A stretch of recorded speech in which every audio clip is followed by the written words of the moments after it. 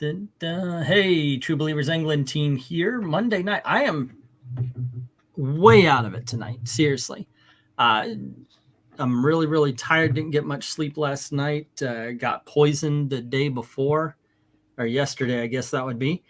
We figured we were going to do sports movies, but unfortunately, Breen can't join us. And the whole reason doing sports movies is because, you know, Breen likes classic movies and sports. I figured let's bring it together and do that list. So we're bouncing around, tossing ideas back and forth. One of them that came was just best comic book character. So we decided to talk about that. But will we? I don't know. We're still talking about rules and everything and such that would fit in there. Because which one would you want? You know that the best, you got Batman, Spider-Man, but they have to be up there, right? Yes. So if you eliminate that, I go into indie books then, because there's not a lot of, all the popular characters have their own titles right now. Yeah. Comic books. So you take away most of the Justice League. Yeah, you're right. You take away most of the Justice League. Who do you have on DC? But then again, we did this the last time when we were talking about the best movies of all time. What it really ended up being is our most favorite characters of all time, or our most favorite movies of all time. The ones that sure they might not be the best or most well known, but they're the ones that really jive with you. They're the ones that kind of stand out to you. You know, those are the big ones, right? Yeah, like Bar for America Chavez. Right, Barf, America Chavez, the daughter from I'm Not Starfire. All these characters that have been made now that stand out. I mean, I can identify with Barf today. I really can. Yes. I really can. Can you peek us at a Cosmic Cube on stream? I think that's going to get you some views. Something will come out. Yeah, but it has to be a working Cosmic Cube. First, I have to see a magazine of it. So I think I sent the Join Us link out. Let me send out the right link. But there you go. Then the race for the place. Naomi. I think LK was going to join us here, so yeah. He was still deciding what topic we're going to do tonight. I'd say just come on in. Yeah. Come on in and let's talk. Like, what's going on? Hey, Clark, what's going on in the world? Hey, Mr. DC Comics, what's up? What's going on in the world? Well, there's some excitement for the Black Panther. It's coming out next. It's actually tomorrow. No, not tomorrow, but the newest issue of the Ultimate Black Panther. Ultimate Black Panther. The Transformers. One shall stand, one shall fall. When it shows Optimus Prime pretty much battle damage on the ground, and it kind of looks like they're killing him off again. But it's also the last issue of that Daniel Warren Johnson's doing the interior art. So that's a big thing. Should we at least take a moment of silence for what was his name? Akira Toriyama. Yeah, the creator of Dragon Ball, passed away recently. It's 68 years old, really young. I know that's way too young. I'm sorry. The older I get, the older it is. Way too young to die. I'm sorry, but that's holy. The 15 years away from me. 15 years ago was freaking 2010 almost. That's not long enough. The only good news come out of this is that it's not a studio's not taking over. It's his son is now in charge of it, and it seems like his son is still respectful to the material. But we'll see what happens. Well, that's good. Dalton, if you want to jump in, come on in. These are kind of like indies where it's basically the writer has ownership of the characters. Yeah. Like the studio can't actually interfere at all. Like the adaptation, when it's made into the manga, they don't have any power over it. When they're adapting it, they can pick and choose some things. You mean when they're adapting it to anime, right? Yeah, when it's the anime. When it's the manga, like it's up to the writers completely. Yesterday, I was too sick to care that the Oscars were on. It's like a. Don't tell me, no spoilers. I'm gonna watch it. I'm gonna just kind of. I'm just gonna say, you watching the Oscars and whenever you're gonna watch it, you're gonna feel the same way you feel right now. I know, probably so. I gotta tell you though, I didn't really care. And that's not to say there weren't good movies last year. They're just I don't think I was really passionate about the ones. Oppenheimer was good. I actually started to enjoy Bart. Oh man, I started losing viewers as soon as I talked. I'm just saying, as far as the Oscars go, they need to go back what they did back in the early '90s. Actually, have people dressing up nicely. Get rid of this politics crap. Actually, stop alienating half your audience. Or what? Yeah, there's always been politics, but not like this though. Not like it's gotten, not like it has. Look, I was watching a clip somebody posted for the 1993 Oscars. And you look at how the actors are in there. I couldn't name probably 3% of who is now being getting awards in all of these movies, because the movies, to me, this industry has just changed tremendously compared to the early '90s. Richard Gere was there with Cindy Crawford, and she looked amazing. Okay, I'm gonna say this again. No spoilers. I don't want to block them, but I saw a little bit. As MK, yeah, don't. No spoilers. No spoilers. You already spoiled a category for me. No spoilers. Okay. Yeah. The only spoiler I'm gonna give you it's like you come home, you've got the big game recorded, and you don't want anybody to tell you who won. That's where I'm at with the Oscars. All right. To me, like I say, and this is a spoiler. It's just being realist here. Well, you have to know somebody in order to get an award there. Yeah, I have no doubt though that it's so correct. I have no doubt that I already know what won best picture. It's the other stuff that's the thing. So, But speaking of monologues, though, the opening monologues suck. Jimmy Kimmel, no matter what year he's hosting, sucks as a host. He is not funny. When I heard Jimmy Kimmel's going to do it again, I was like, well, they gave up. Maybe give it to Jimmy Fallon or someone or somebody with the more talent on it. I did. Yeah, and no one even, and he was on this time, and no one bothered to slap the host. I know, right?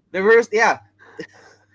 I did hear the opening monologue. There was one time when he actually took a jab at somebody, and I thought that was cool. Because look, they should always have Ricky Gervais host every movie award show, so he could bring people down a bit. And there was one, I think he basically joked about Robert De Niro being old or something like that. I didn't mind when he was trying to take shots at people, but then it was like, okay, you guys suck if you don't vote like me. And I turned the TV off at the best supporting actress kind of thing, and just like, all right, we're done with that. Like, my thing is that it should not be like, worship us, we are the Olympic gods. That's what it seems like right now. The celebrities, like, you guys are such divas. And I'm tired of seeing the same people winning awards every year. This time you got like America Ferrara. This is her first time. I know there are a few first. But she could have won for Ugly Betty for all I can. So wow, and I forgot about that show. Yeah, I actually liked that show. That was pretty good, and I liked the Superstore that she was on for a little bit. Was that on TBS? So here's what happened, guys. We were gonna do. Is LK not coming in? I don't know. Yeah, I'm guessing not. No. Let's see. It's maybe he thinks maybe he's thinking it's 6 minutes from now. Okay, I see it. He thinks it's at 9:30. Okay. We're going to do sports movies because we've been doing movie lists on Mondays, which I kind of like because I love movies and I love talking about them and everything. Maranya! Oh my gosh, no, hey, no, none of the. Okay, stop Oscar talk. No more Oscar talk. No. Just put in the chat. Put in the chat right now, or put on your screen. It says no Oscar spoilers. Okay. Yeah, please. Obviously, people can't. Arnold Schwarzenegger won for being the best actor ever. I heard that. There you go. Yeah, there you go. I can't, goodness gracious. gonna have them all spoiled for me before I watch the show. I think that's the first time I've ever deleted a Maranya comment. I don't know, but Mr. DC, I hope that's Sorry, sarcasm and real. At this point, though, okay, so we were going to do sports movies. We've been talking about movies on Mondays, and I like that because, you know, I like to talk about movies probably more than I like to talk about comic books, especially these days. Even if you think, okay, well, all the superhero movies suck and everything like that, I guess it's the same with comics. I mean, you've got stuff like The Holdovers, which was really good, Oppenheimer, which was really good, and I got to tell you, I warmed to Barbie. That is one of the greatest men's rights movies ever. Watch it. It's a men's rights movie. Mission Impossible. Say again? Tom Cruise. Mission Impossible. Tom Cruise jumping off a mountain on a bike. That was actually my favorite movie of the year, I think. I actually made a list, but I never put it up or anything. But what was it? I know there was a couple of contenders, and that was one of them. Yeah, there's no rush to put up the list. It's not like you have a movie channel or anything. Or anything like that. Well, I also, by the way, because of that movie channel, I was going to do individual years. And I have literally already figured out 1970 up to 2010. So, yeah, I'm actually looking forward to doing these lists. What are you doing, an IMDb list? You doing an IMDb list, top 100? No, I looked up movies of 1970, and I'm not looking for best. We all know what the best are. I'm looking for favorite. I'm looking for the ones that actually make it into my DVD player, you know, and that's sometimes that's the same, you know. Godfather is like, I think it's 1971. And yeah, that makes it into my DVD player maybe once or twice a year. Eva Black Cat, what's a DVD player? All right. Yeah. But there's some movies. Let me get some to a year that you guys might actually. But if someone wanted a top 10 of movies that came out every year, where would they go? I'd go to Extreme Movie Show. They would do it for the 80s. For what is it? 1999? No. I've got stuff like Notting Hill, Iron Giant, and like Mystery Alaska, movies that you may never have heard of, but that's the whole point of making a favorite list instead of a best. What's up, LK? How you doing? Hey, what's going on? Happy Monday. No. Well, guys, I was out of it. I'm really out of it still, but I'm better today. I just need to sleep. But I got hit by the onion bug bad yesterday, and that put me out. You don't like onions? Oh, they're so good. They're disgusting. They're freaking disgusting creatures. They are aliens that came down to ruin my. Yeah. I don't know about y'all's, but there you go. I got hit by the onions, vinegar, sugar. You pickle them. They're awesome. Give you a little bit of sweetness. It's great. Get onions? the Lay's. Yeah. Pickled onions are awesome. Lay's chips now has a Funyun flavored a kind now. Yeah. Yeah, but I'm like, why would you just go get Funyuns then instead? Yeah. I ended up with Corona and I hate it. Lots of butter with some bacon and. Surprisingly enough, Funyuns don't hurt me. Are they fake onions? Yeah, they've been cooked and fried so thoroughly that whatever enzyme is in an onion is not there. So I have actually eaten a Funyun because I wanted to. I was like, oh, that's actually my not brother. bad. My brother, he has a psychological thing with onions. It's not even a physical. He just, if he thinks there might be an onion in there, he starts to throw up. He gets that. It has been positioned to me because apparently when I was younger, I did eat some onions. I didn't like the flavor, but I didn't get sick. So it has been positioned that it came about psychosomatically. That I convinced myself, because I convinced myself I was allergic to the point where I now have an allergic reaction. Go figure. I don't know if that's true. I just know that it makes me sick. The only cure is eat onions every day. Yeah, no, that's never gonna Just happen. eat it like an Never. apple. Just bite right into Two it. cooking ingredients that need to go: bell peppers and limes. I'm in Florida.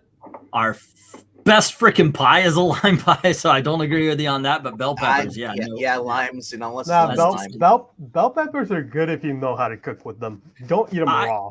I absolutely see this as a live stream that's going to be about everything but what the topic is. Well, you created it that way. I was getting ready to talk about my books and all stuff. About what were we getting?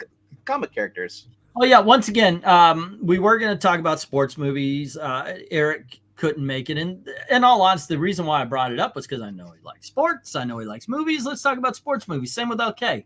He likes sports. He likes movies. Let's talk about sports movies. And I had a list, dude. I had a good list going on, so I was a-okay. Quidditch doesn't count as a sports. You can't go, oh, Harry Potter because they played a sport. No. Alice in Wonderland, croquet. Yeah, right. We're talking about the baseball. That's a game. We're talking about the baseballs, the footballs, the bowlings, the sports. It's still sports. What about the spaceballs? The sport part has to be some key element of the movie. Yes. Quidditch is just a side thing that's a few scenes to show that Harry's special, and then that's it. It's the same thing of like if you put A Few Good Men on the list because they have a softball team. Yeah, they played softball, right? Wait, no. Is he a Harry Sue? He's special? But it's kind of difficult to. I thought it was going to be a lot easier. Then we brought it to. I mentioned maybe we talk about the top 5 video game movies, and we could talk a little bit about that here. But when I was coming up with sports movies, it's kind of hard because how do you go about what is the? I even thought, okay, I'll do a baseball movie and then a football movie, and then go down and list the best movie for every sport. But then you get to okay, golf.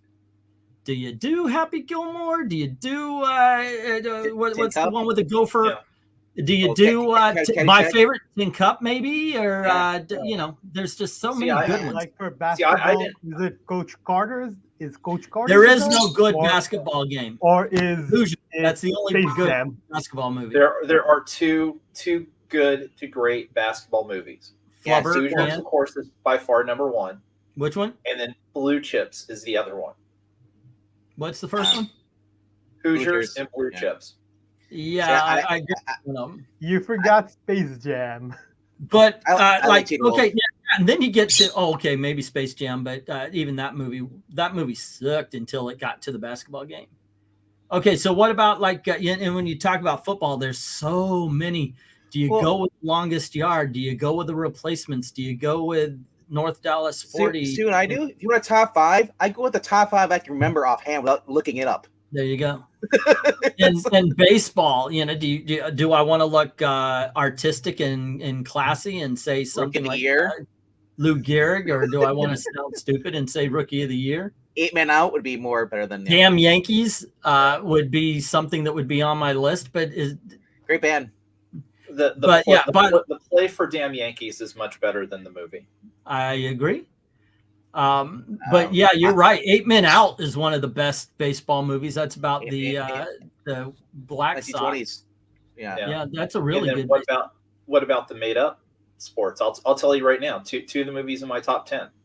The original Rollerball and Basketball. I was actually saying to Gail, I said, I wonder if we should count like Rollerball. But yeah, basically, I would actually count those.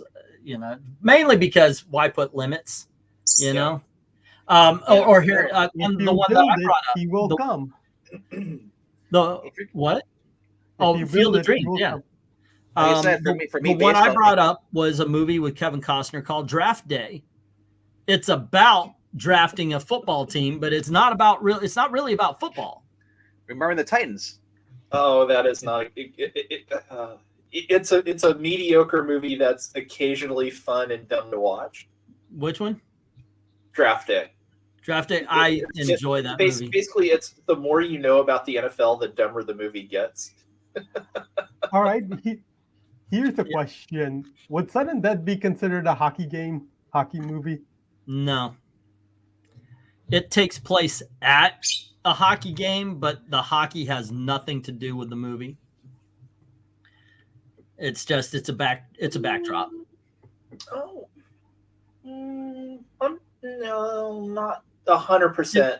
It would be like saying it would be like saying what was that? The Man Who Knew Too Much is a movie about opera.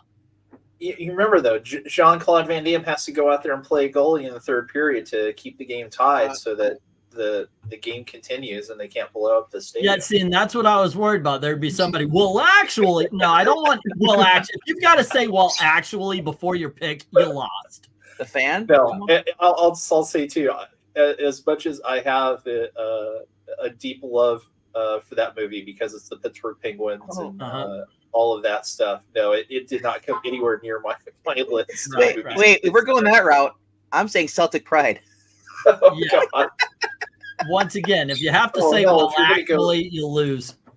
Oh hell! If you're going to go that route, oh God, what is that god awful anti-nuke movie where the kid stops playing basketball?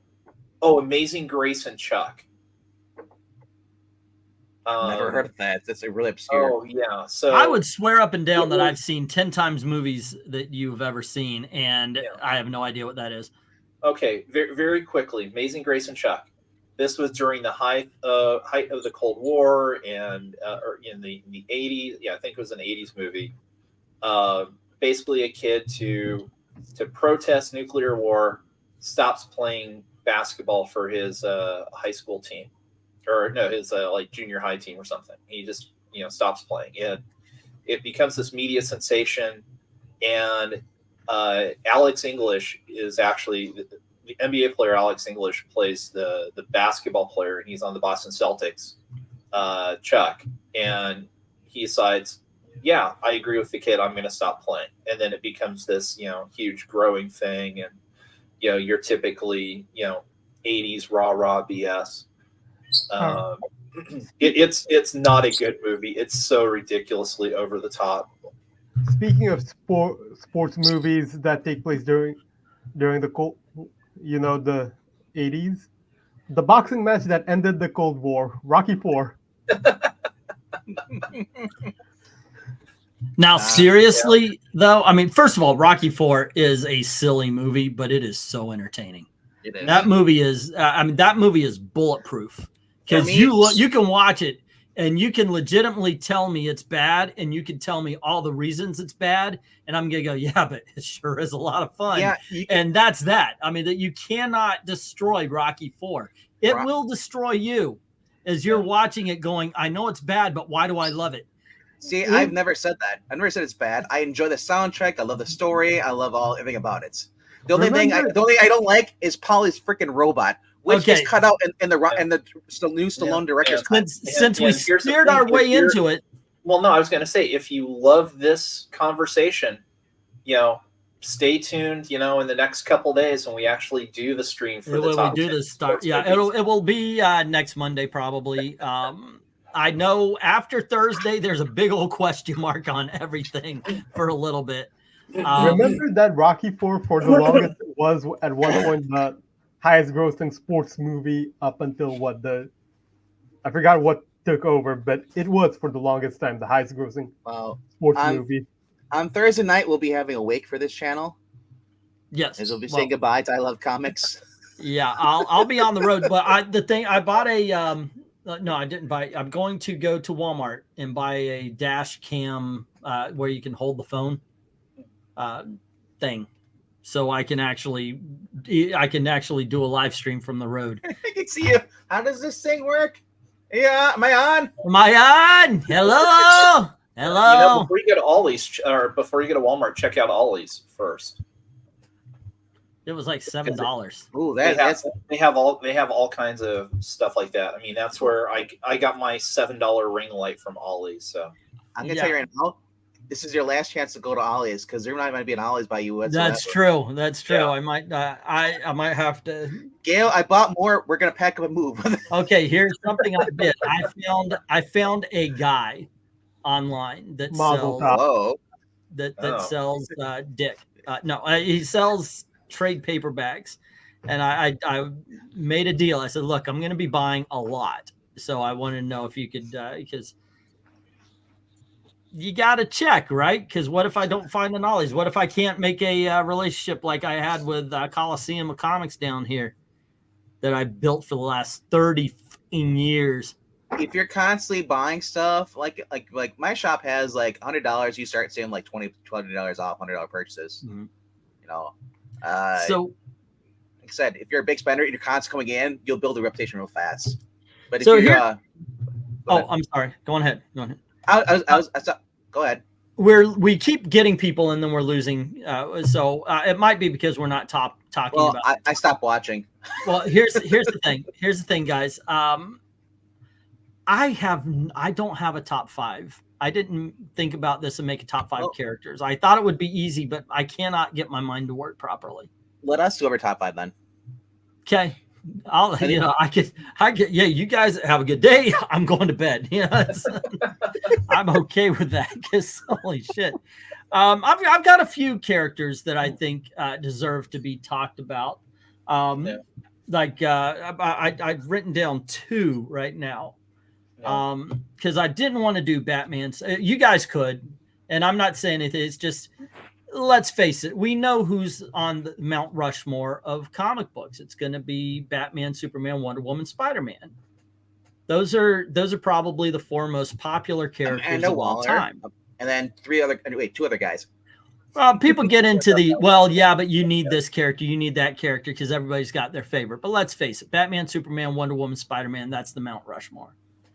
And then you get into, of course, you've got your Thors, your Captain Americas, your Iron Mans, and such like that. And but I don't know, like who is it that really is your favorite? And if I'm going to be honest, 2 of my favorite characters have not been my favorite. Well, one has not been my favorite character since he got shot in the head. That's Captain America. Mm-hmm. Shot in the abs. Right up until his death, Captain America had been an inspiring character to the point where and I love this about him. And I'll talk about my number 4 as well, which would be Superman, because both of them, I like them for exactly what they represent. They are the heroes that inspire the heroes in their universe. And I've always liked that. A lot of people see him as goody 2-shoes. That's why some people are saying Captain America is not popular right now because 1, Americana, 2, because he's just way too goody 2-shoes. And I don't care. I think that's what we need now. That kind of inspiration. The powers, they are what they are. They're always in flux. At one point in the I think he's just a mildly enhanced if you read the Marvel Universe, the Ultimate Guide to the Marvel Universe. But then you see him like in the movie, he's holding a helicopter with one arm while the other one's hooked to the other. And then you realize, wait a second, he's kind of curling about 8,000 pounds of torque right there. So, he's at least going three or four. What tons, you have to realize is every time he throws his mighty shield, all those who oppose his shield must yield. That is true. Yeah. This is a law. But yeah, that's one of the reasons why he is one of my favorite characters of all time. It's that he inspires others. He inspires people to do better. He is the character that will always go forward. I understand why they put Captain America and Batman up against each other when they did the Marvel versus DC, because while Superman and Captain America are inspirational as far as personalities, Captain America's fighting style, his will, his determination is straight up Batman. But there you go. Venkman? Okay, I guess we're... Yeah. I'm going to be going into independent stuff here. Good. So my number 3 is going to be, or my number 5 is going to be Jennifer Blood. For those who know what Jennifer Blood is, she was created by, obviously the guy who most people recognize on Punisher, and that'd be Garth Ennis. And then Stephen Grant took over and did his own run on the character too, until Dynamite decided to put Fred Valente on there, just totally pushing the character. But she's the daughter of a former mobster. Her 4 uncles murdered her father and caused her mother to go to suicide. So she's a normal housewife at the point. She got married along the way. She seek revenge. She has kids, and then one day she gets a chance to go out and start getting revenge on her uncles, killing them off one by one in grotesque ways. And each one it gets worse and worse. The point at the end, she ends up getting outed. Her husband finds out that she's Jennifer, she's the Jennifer Blood going around killing people, and she ends up having to basically she kills him because he's gonna take away her kid, threatening to kick her kids away. She kills her husband, who also she learned that he was also cheating on her with their neighbor, and it's just kind of spiraling down from that. She ends up putting her kids into foster care, and fakes her own death. Now, see, like I said, it was a great character, and then Fred Van Lente was allowed to go on Dynamite, the current books, and said that, oh, the mother's dead, so the daughter is now Jennifer Blood, which doesn't make sense because she hates her mother. So that's, another example of characters we love being butchered by current writers. Of course. But but I was shocked because it's Garth Ennis writing this character. She popped up in the what was it, the Dynamite had a crossover. It's called Dynamite. Remember? Mm-hmm. Yeah. And she Dynamite. Yeah. How the hell is this? So I looked it up, and Stephen Grant and both Garnets both did awesome runs on this character, and I recommend it. All righty. Okay, you got somebody for us? Yeah, well, my list is going to be a little bit odd here, and I decided in honor of Women's History Month that it would be my 5 favorite female characters. All right. So I'm going to kick off, and of course I should mention too, just like you, this is not based on how they're currently being written, because as far as I'm concerned, all 5 of these folks are not being written well at all currently. But so kicking off number 5 is Jennifer Walters, aka She-Hulk. All right. She-Hulk, especially, is written by John Byrne, who has kind of the iconic look for her. Is the complete opposite of Bruce Banner and the Hulk, and that's what makes her so fantastic in the book. Is that instead of being scared of the powers, especially if you read the early on and you read the Byrne stuff in Sensational She-Hulk, she revels in it. It allows her to basically be her true self, for lack of a better term. She becomes the outgoing, carefree, but just, fun-loving person instead of the mousy. No, dear God, get that crap off. Don't make me use my editorial powers here. I thought you would like that. Yeah, no. Well, and again, we could talk endlessly about why that series was so bad, but one of the main things was just, they went about the woe is me side of Jennifer Walters and She-Hulk, and that's never been the case. She embraced the power, she embraced the ability, and that's what drew people to her and why she became such a popular character. So that's my number 5. There we go. Better representation. Still not the best. All right. Well, I'll tell you what they were talking about. They kept saying, "Oh, it's like the John Byrne." Nope. The show was like the Dan Slott and the Peter David version. It wasn't like the John Byrne version. And in all honesty, I like those versions, so I wasn't exactly hurt by it. Evil Black Cat. I'll just say quickly too, as much as I love Jeff Johns and especially stuff he's done at DC, the worst thing he ever did was that stupid Red Death arc in the Avengers, which set upon the Jennifer gets rage as the Hulk because of fear, and that has led to the current nonsense of how they have written Jennifer and She-Hulk in the last 10 years. It sucked. All right, Black Cat, how about you? With the caveat of the modern versions must die. Let's just say that right away. We're all older comic book readers, so we generally go for the older speak shit. For yourselves. I still have the 2 prefix on my age. All right. We can always anyway. a cat. Yeah, so mine would be God, DC has butchered my boy. Mine would be Tim Drake Robin. Hey. My Yeah. boy. Look what they've done to my boy. Yeah. Well, Look how they've massacred him. at this point, he wouldn't be your boy. He'd be like your older brother because you're younger than him. No. Apparently he's de-aged backwards. Oh my gosh. Like by Yeah. the time Damien went from 10 to 13, he went from 17 to 16. No, that is literally what they did in comic books.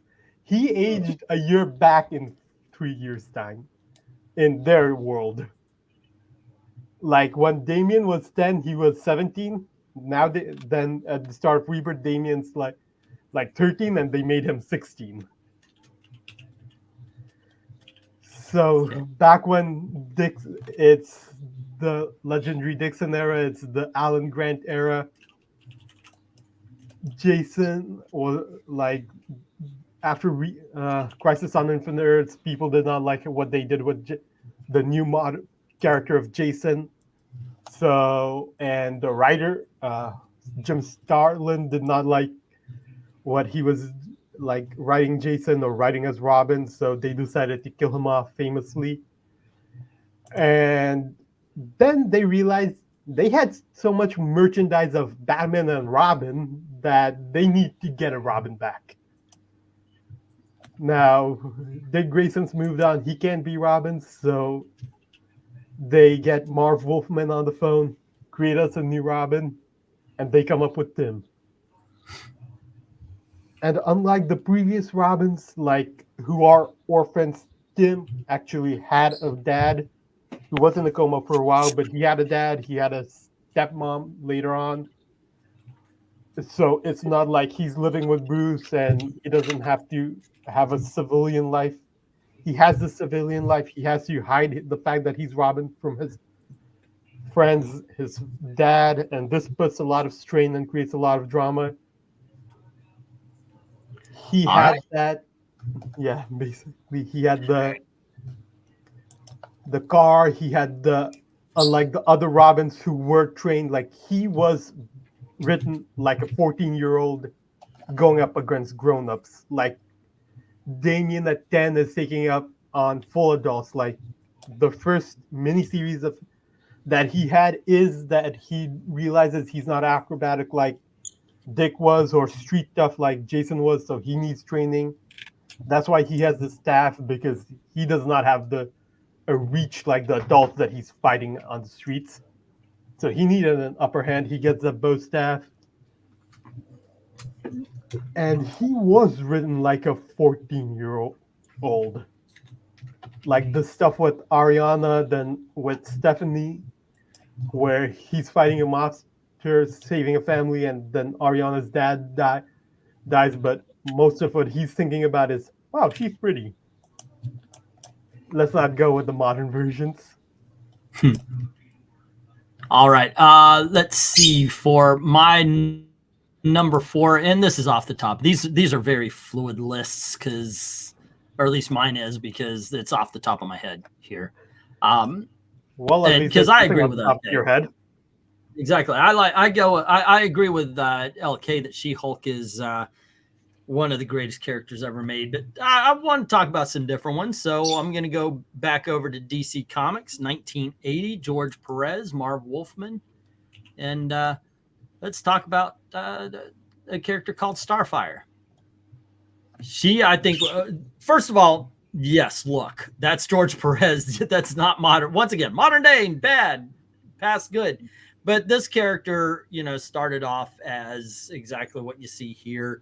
And you get to find out that she was actually sold by her royal family into enslavement to and then of course her ship wrecks and she gets away. The Teen Titans gather her because she's needed to help fight Trigon. And over time, I think they really kind of filled out her character so she wasn't just the tits and ass thing that everybody thinks her to be. I think it's kind of funny how they managed to cover up more in the cartoon and yet still treat her like she's a dumb bimbo. So, but no, overall, this is one of the books I really glommed onto as a collector, and Starfire is one of the reasons why. There you go. Just to keep it short and simple. Yeah, I just say for the Teen Titans cartoon, it actually works up. Her not knowing Earth culture actually works out a lot better. Yes. Yeah. Thank you. Yes. But there you go. Yeah, that would be my character. Makes her seem like an alien, doesn't it? Yeah. But after 30 years, you should know things. There you go. All right. I see you guys are adding on your pictures for so. Yeah, I changed. Well, I didn't have any pictures, but I changed a little bit of my list up to go away from more of the bigger names. So my next one is a book from that Joel Jones wrote back in it takes place in the 60s, and it stars Josie Schuller, who in a book called Lady Killers. She's a 1960s housewife, but secretly she's actually an assassin. She works as an organization, so she's leading where she's leading a double life, and it starts to come down to the point where she's struggling to hold being the loving housewife, but also working for this organization that's turning it back on her. So as I said, and Joel Jones does the writing and the art's awesome on it too as well. If you haven't checked out Lady Killers, it went in for 2 volumes. It's kind of what made me go pick up the Catwoman by Joel Jones, because her writing was actually pretty damn good, as well as the art. It wasn't bad. I did now. And I'm talking about Catwoman because I have not yet read Lady Killers. But it does remind me, there was this movie came out a few years back. Tom Cruise's former wife. She was in that show with Pacey and Katie Holmes. But yeah, it was called Katie Holmes. It was called Ms. Meadow. Oh. It was called Miss Meadows, and it was all she's all 1950s, and every time she sees somebody doing bad, she kills them. So it kind of reminded me of that, but it seemed quite interesting. I wouldn't mind checking that book out. It's set in the 60s, so she's, of course, they do all of the grilling out like you'd expect, from the 1960s stuff. And then, she like the way she goes and about to kill people, and then you see her cleaning up the blood and like trying to get in her kitchen because she killed somebody. I love it. It's all right. Yeah. There you go. Well, I'll mention if you liked Lady Killers, there's a series on Netflix. Is In From the Cold I think it's In From the Cold is the title of it, where it's a seeming kind of regular suburban housewife type person.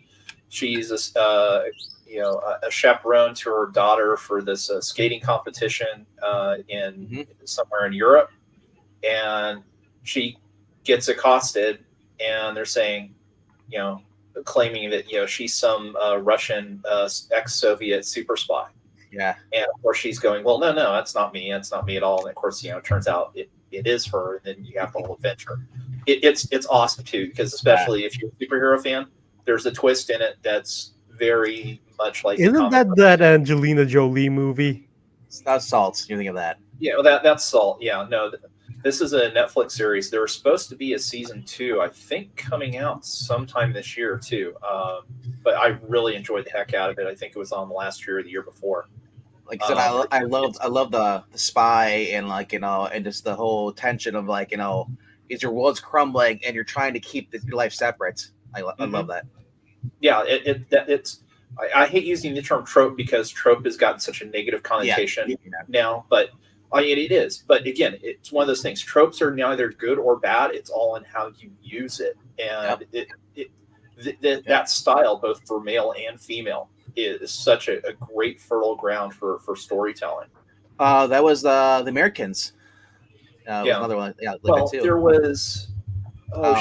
What was it? An Amazing Story, or no? It was I think it was a Tales from the Crypt. That it was like this seeming housewife, and winds up kind of taking out these various people, and you're thinking, okay, kind of what's going on. And of course, it turns out that they had it right, that it was this ex-spy assassin these people are looking for, but the guy had done a complete sex change in plastic surgery to become like a perfect housewife to hide it. It kills. It's awesome because the very end. I hope they actually use a real woman, not a guy with Oh yeah, no, it was a real woman, but it was great. I think it was a Tales from the Crypt episode, if I remember right. But yeah, good stuff. So my number 4. I'll pull her up here again. You've seen this person in not an MCU show, but a Marvel or a Netflix Marvel show. I knew that was coming. Jessica Jones from Alias. This was when Bendis was at the top of his game.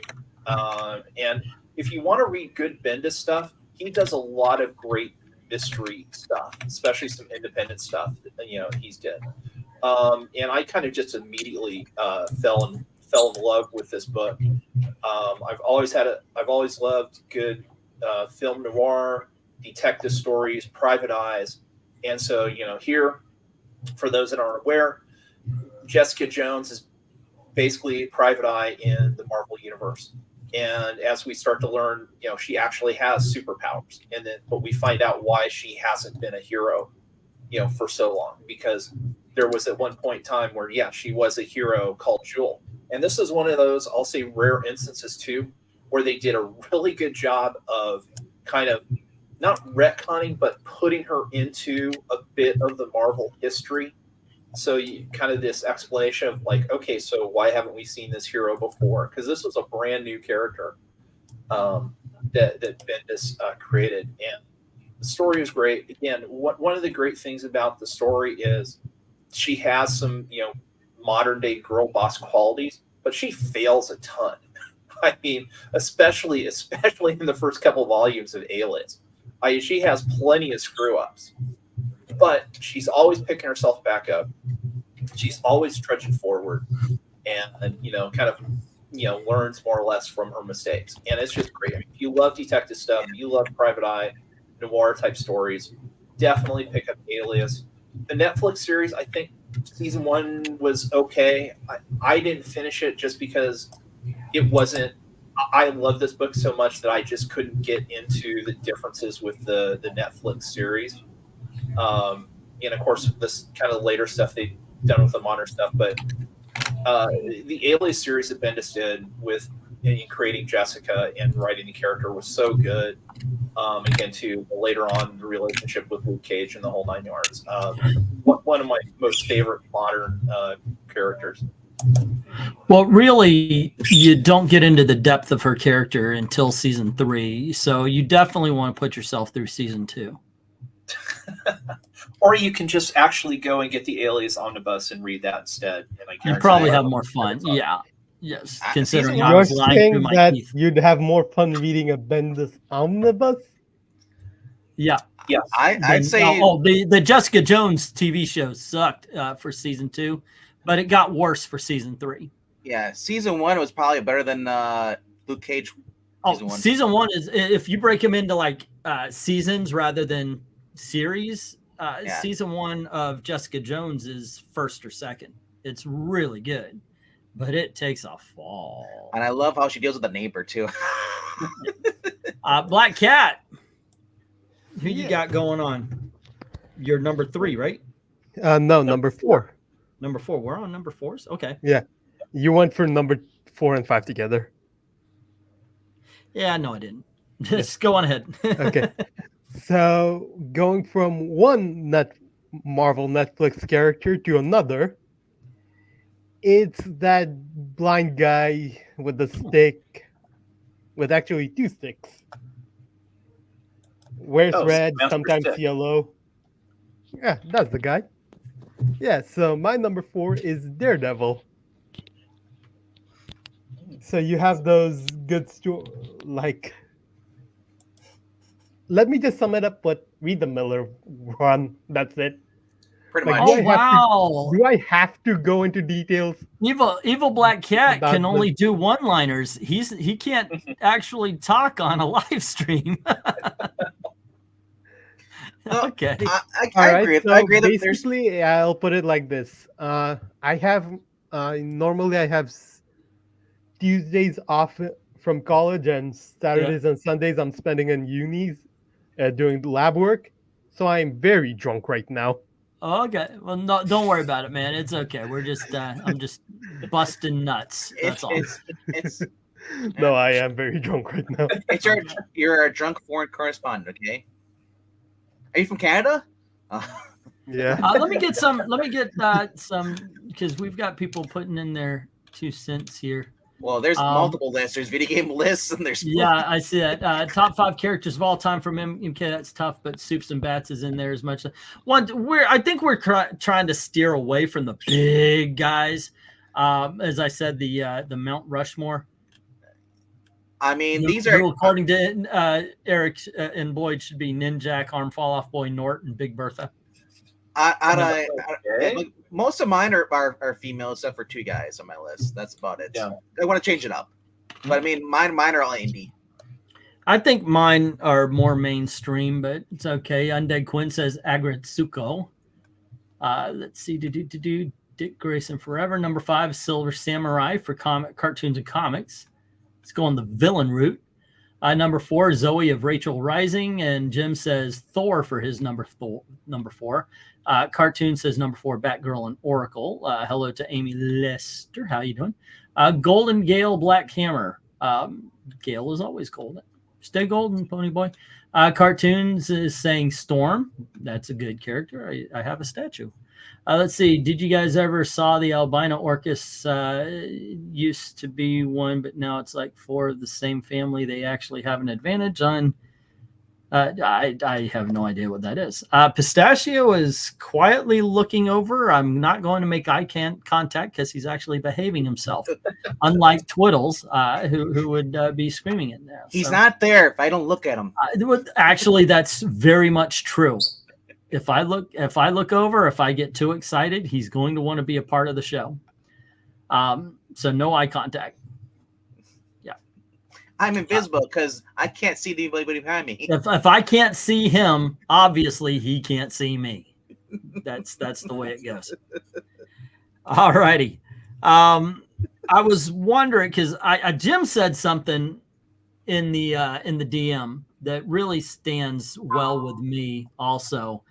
And that is, if I were to really make a list, it would basically be just the Legion of Superheroes, and then I could call it a day. And I feel you there, man, because they've got a lot of really good characters. And maybe I'm going to cheat a little bit here, but I've always dug on Dawnstar and Wildfire. Now, Wildfire right away was one of my favorite characters as soon as he was introduced. His whole thing is he is living energy. The suit contains him. The suit gives him a body.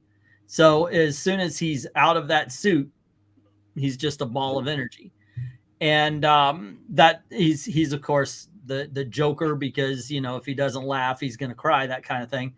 And I put the 2 of them together because they actually have a relationship. They actually fell in love, and but they can't do anything about it.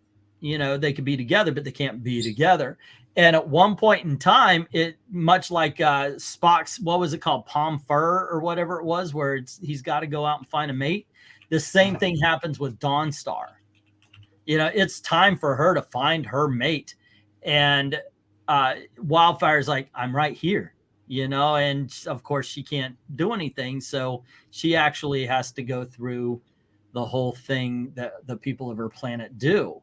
And that is one of the most heart-wrenching issues of any comic I've ever read.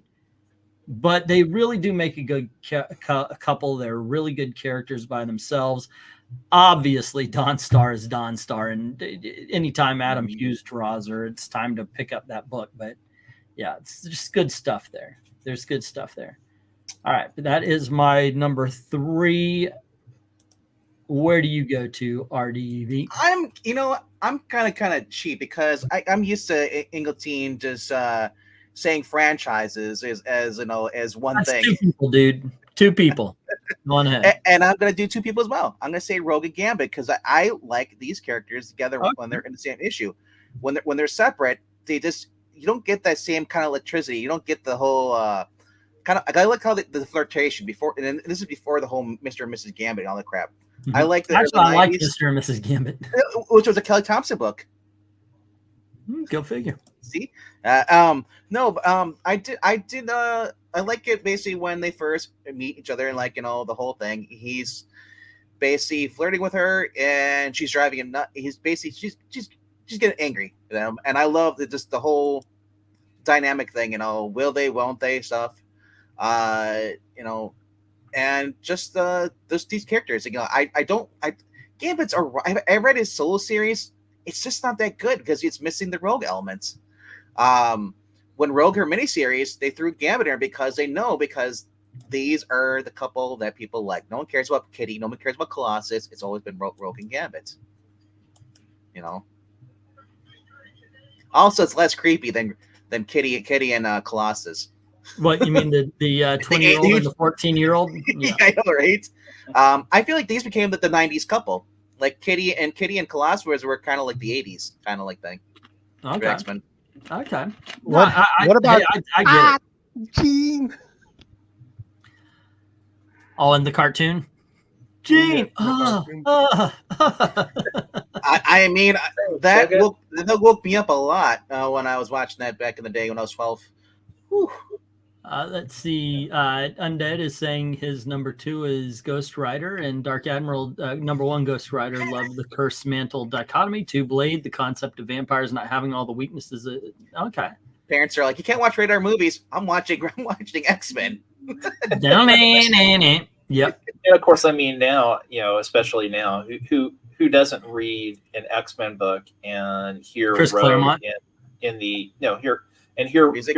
hear Rogue's voice, in that, Well, whatever that Southern accent is from the X-Men cartoon. Swamp Rat, I love it. Demand the Okay. of the Apocalypse armor.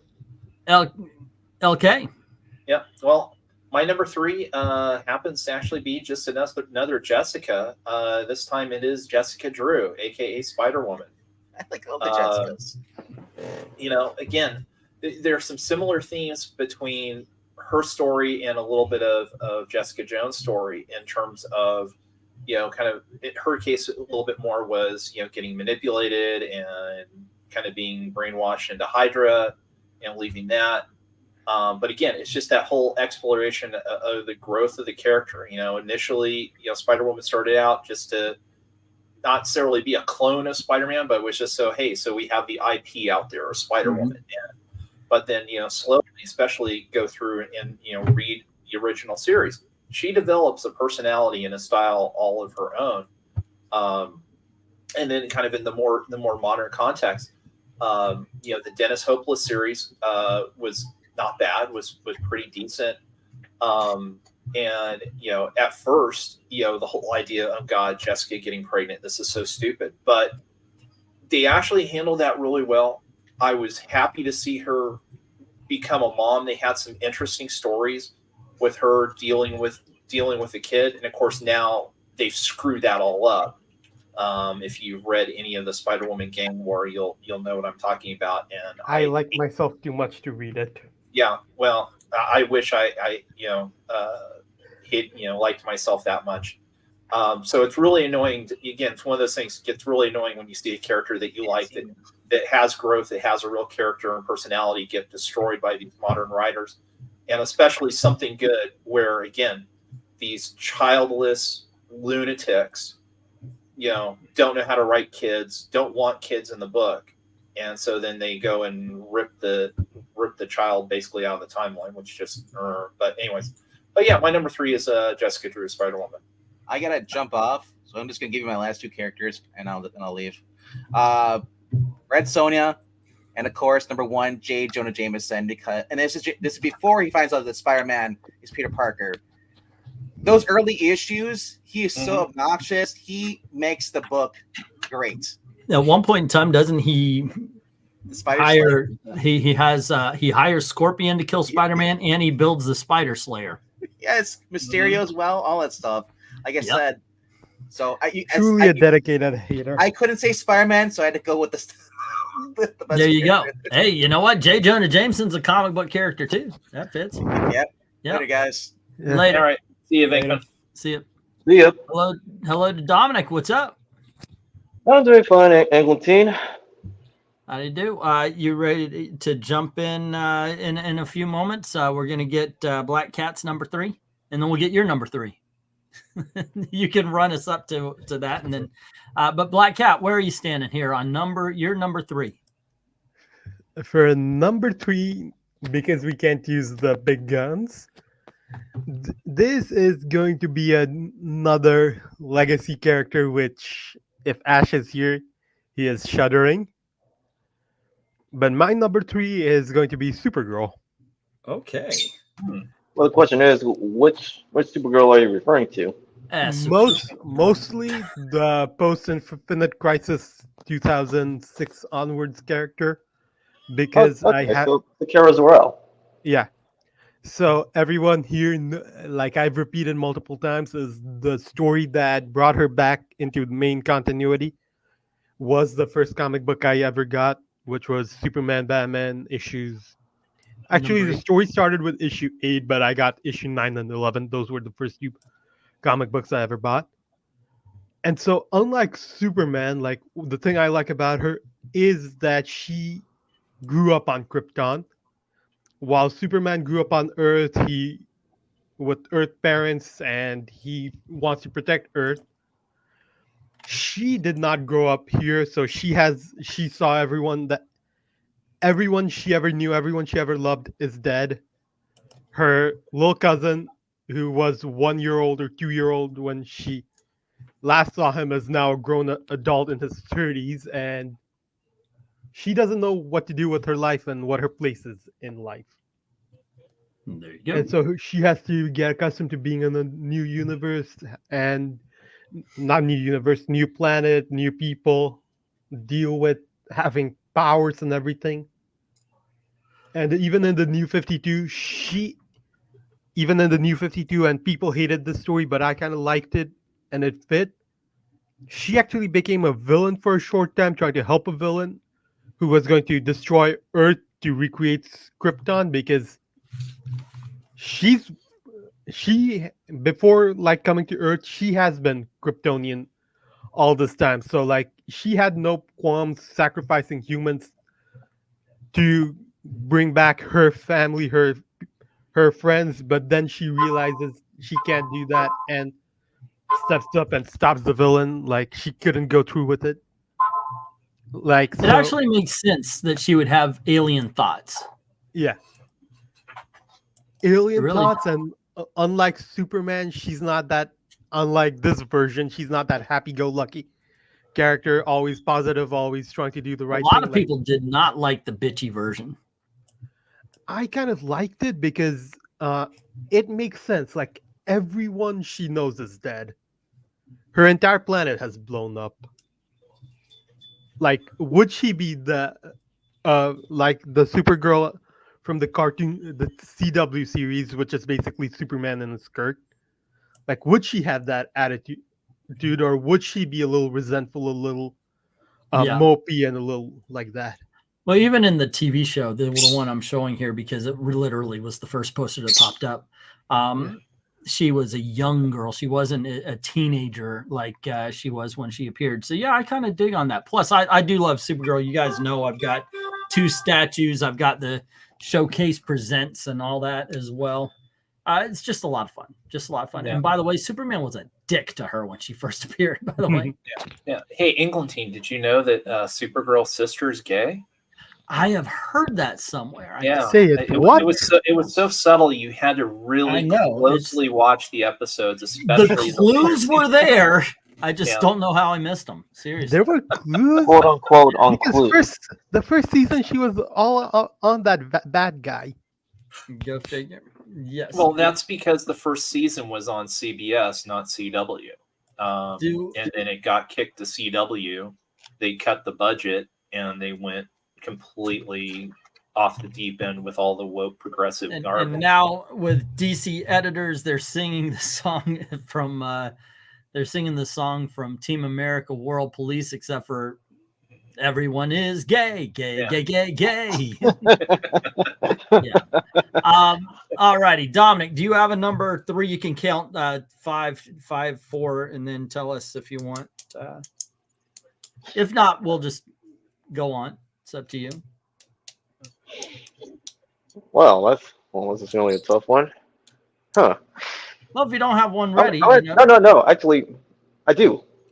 Okay. My number 3 would be Zorro. Zorro. Alrighty. Yeah, I mean, like he's a classic. He's not only like one of the classic heroes of all time, but he's also he rather endured in the last several decades. Like, even though like not a lot of people like talk about him, I'm just saying. It's about 100 years now, but I know. I'm just saying. No, I'm saying like in recent decades. I know he's been around for much longer than that. Yeah. But what the point is, like even though his popularity like waxed and waned over the years, like he is still remembered as part of like America's collective pop culture unconsciousness, because he is like one of the most timeless heroes of all time. Oh, I absolutely agree with you. There is no argument you're going to get from me on this one. And speaking of old timeless things, where's Breen? Breen had his work pushed back. That's why we're not doing that's why we're not doing the sports list that we were going to do tonight. We'll push that back to some other time. Some other time is going to be big around here for a little bit. Yeah. Sure. Dominic, I was going to mention to you, if you're a big fan, especially the classic Zorro, check out its American mythology comics or production, something like that. They have done a series of Zorro stories with the classic Zorro character and setting in the 1800s, 1900s California and all that. Well, yeah, I'm familiar with that independent publisher, and I have read the works like made from them like concerning Zorro, and they're actually pretty good. And I actually thank the Mask of Zorro movie with Antonio Banderas, Anthony Hopkins to introduce me to this classic character. That is a great movie, by the way. I really enjoyed that. It has aged really well, especially how it ties in real world history and have it fits with the history of Zorro, because even when during his creation, his creators used the past to their advantage. What I'm showing you here is on Disney Plus, and Guy Williams. It is a great TV show. I've been watching it. It is so much fun, and it's got 1950s Disney violence, of course, but it's such a great adventure. It really is. The heroes are heroes. There's not a lot of nuance, but it is so much fun. It really is. It's just simple, straight to the point, which is funny, because after I watched the Mask of Zorro, I went backwards and watched the original Zorro. Yeah, and like I said, I get Disney for different reasons. I don't want to watch Andor. I don't want to watch the new. I do watch them, but in all honesty, I'm there for the classics, and that's why. And Disney Plus has not failed me, because the classics are still there. At some point in time, someone's going to go through and say, we need to get rid of all these movies so we could save money, and then I'll be pissed at them. All right, my number 4 is a character, because of a book he was in the 1970s, is known to be friends with everybody, with every other superhero in the Marvel universe. The comic book was Marvel 2-in-1, and the character is Benjamin J. Grimm, the best of the Fantastic Four right here. And by the way, I literally, when looking for these pictures, I literally looked for Ben Grimm smoking. Because one of the worst things done in Marvel, in modern Marvel, is they made Ben Grimm stop smoking. He's based on Jack Kirby. Jack Kirby smoked cigars, therefore Ben Grimm smoked cigars. I mean, after seeing his friend Marvel die of lung cancer, I think he might have decided to quit. Yeah, 30 years later. Yeah, but Joe Quesada made him quit. Him, as well as Wolverine. Joe Quesada ruins everything. And Nick Fury too. But he was exactly that. He's exactly what I said. He's the friend to all of the heroes. He's also probably the most loyal of the Fantastic Four. He's the one that a lot of the drama, a lot of the best violence comes from as well. It's just the thing written right is a fun character. He is a character who could very easily be of pathos, but he takes his bad situation. It is his life. He knows it. Therefore, he's got to find the good in what else is there. And that's one of his best characteristics. You pick the and not to mention, like Ben tells it like it is. He doesn't sugarcoat anything. Yep. And Undead Quinn is pointing out that I picked the bald guy. Exactly. All righty. There you go. LK, number 4. You mean my number 2? Number 2, yes. Your 4th pick, number 2. Yes. Let me see here. Where is she? Yes, my number 2. We're actually going over to DC this time, and it is the Mistress of Magic, Zatanna. Seemed to be written by Mariko Tamaki. And by the way, this is why I said this list is completely fluid, because it's who we thought of at the time. We didn't do a deep, and there's so many other great characters to talk about. Mm-hmm. Oh, absolutely. Choice. Yeah. Zatanna I love. I've always been a Magic fan, number 1, so I like the Magic characters to begin with.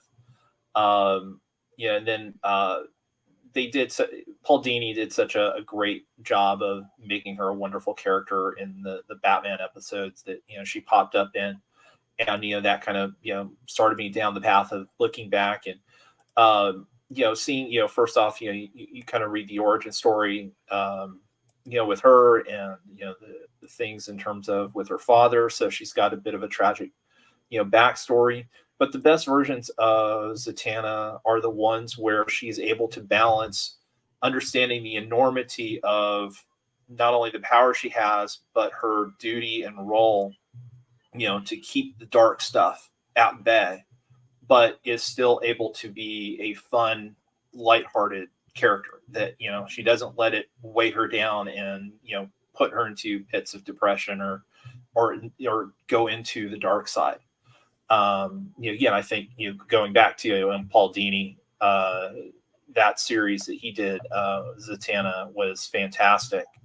And at the same time, while I do, would love necessarily to see her, in a solo story, I think she does work best in small doses, as popping up as a guest star in like a 3-issue arc of Batman, or helping out other heroes, or being part of the Justice League. If you like her in a solo mini, you'll be happy to know she's going to be one very soon, written by Mariko Tamaki. Shut up, Kat. No, she's not. I'll direct you instead to I don't believe very good Zatanna Black Canary. I think it's Bloodspell. Was a really good graphic novel. Wow, Gee, where did you get that? Huh. Yeah. So Zatanna is my number 2. All righty. Where are you going at number 2 there, Black Cat? And Jim is saying Jimmy Olsen. Great character. I like the out-of-the-box thinking. Well, And Undead Quinn is saying number 1 is Hot Stuff. That's awesome. That's awesome. Anyway, go on ahead, Black Cat. Number 2. yeah. E did not, number 1, and number 3, I am drunk. I have mentioned that before. Number 3 was basically something that would not, legacy character that Ash wouldn't like. Number 2 is a legacy character E is not going to like, because the part where he stopped liking Captain America when he got shot, this is where that character came in. And number 2 is Bucky Barnes, the Winter Soldier.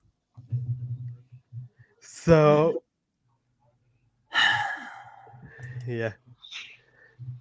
In my defense, it's Brubaker writing. Come on. Yeah, that's true. That is true. Brubaker writing. I actually did not hate the Brubaker run and the inclusion of Bucky and such. I mean, it's Brubaker. Basically, it is Marvel. It is spy stuff where he is taking on Hydra. He is cells of Hydra. He is taking on assassins and underground spy things. Black Widow tags along in those storylines, and it comes from the start where he is basically a mind control soldier by a Russian guy, and then the Red Skull, to him regaining his memories, finding out that Cap is dead, trying to chase down the guy, and then eventually get revenge for him, and eventually becoming Captain America, and trying to live up to Steve's memory, helping them bring Steve back from the dead, then going on to lead his own mini series with Black Widow as a supporting character, where he is taking on Hydra's cells and cells of the Russian, whatever that experiment thing that they experimented on him was. Again, drunk. Yeah, that. All right. And Yeah, all you written by rambling. Edgar It's okay. We can put a stop to it. All right, let's move on to your It's rambling. where I'm slurring words. I know that too Yep. much. You used to be smart, but the alcohol took that away from you. All righty, Dominic, how about you? What's your number 2? My number 2 is one of the world's greatest martial artists of all time. He has taken on many roles. Shut up. He has taken on many roles, from a thief and secret agent to a vigilante and a prominent martial arts instructor. Even though not a lot of people like talk about him, but he is rather one of the most underrated yet best heroes of all time in the DC universe. My number 2 is Richard Dragon. Not Hong Kong Fooey. Everybody's kung fu fighting. Oh, okay, hold on. I'm trying to find a picture of 1970s. I don't want to get bald guy, Richard Dragon. I want to get 1970s kung fu guy. From 1975? Yeah, 1970s. That's what I said. Yeah, no, I know. I'm just being specific. Okay, I'll just pop up the cover for it, because anyway, keep talking kung fu fighter, man. I'll get there. Oh, I gotta get this cover up. Well, what's there to say about Richard Dragon? I mean, the fact that he tried to steal a Buddha statue when he was living in Japan as a thief, but then old Sensei caught him trying to steal said statue, and when he tried to kill him, old Sensei was able to beat him. So it wasn't that much of a fair fight, because as well he wasn't trained, as he would be later on. But instead of returning the favor, old Sensei, they actually recognized the goodness in Richard. So he took him in as his own, raised him like a son, and he trained him to be a prominent martial artist, and he became a good friend to Ben Turner, aka Bronze Tiger. Yep, I had to show this cover though because of the way they drew the leg. Yeah, it's one of the silliest, but yeah. Leg. Yep. Yeah, I just think that's funny as heck. But no, it is hilarious. But hey, and it helps pop, not only make the cover pop, but also inform readers on what to expect in Richard Dragon Kung Fu Fighter. Now, and to say that anybody from any other race can't be a martial artist and is only reserved to a particular demographic. Asians, you're trying to say Asians. Marvel believes that you're racist if you don't go with the Asian martial artist trope. They're awesome. Those who think that way speaks more about them than their quote unquote opponent. It says they don't know that they're racist. There you go. Exactly. Yeah, but I do agree with Jim that there are a couple of good Batman villains. Bronze Tiger and Shiva both show up in that. Okay, I had the picture that Black Cat talked about this character right away. So you know what my number 1 is. I'm very proud of issue number 7 being on my wall up there. And I got to tell you, I think he is the Rodney Dangerfield of the original Marvel lineup, because Daredevil got zero respect. Now, some people don't know he's been around since 1963, but yeah, my favorite Marvel character is Daredevil, and I do not think that he gets the proper respect. He, of course, because of Frank Miller, I think got a big boost. I don't think he would have been around if it wasn't for Frank Miller. I think his book would have died. Maybe it would be like every other character they don't write. He'll come back every so often in a miniseries of one shot to keep the copyright. And your older, more intimidating brother would not be the supervillain that he is today. Exactly, because he showed up in Spider-Man, but he really got his legs being a villain for Daredevil. And they fit better, tell you the truth.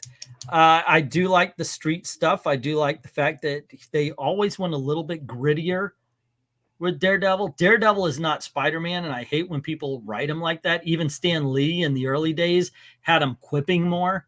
You know, that's not necessary. We don't need to see the Daredevil walk of shame. It doesn't really fit the character. Thankfully, I could say, okay, he was in the yellow and red, and at that point in time, he quipped more. But yeah, you need that dark character. You need the brooder. But you don't need him to turn into a fucking devil and take over the city in Shadowlands. Sometimes they go a little bit too far. Overall, though, he has been my favorite Marvel character ever since I picked up the book in the 1980s with Frank Miller's name on it. So there you go. All righty. LK. All right.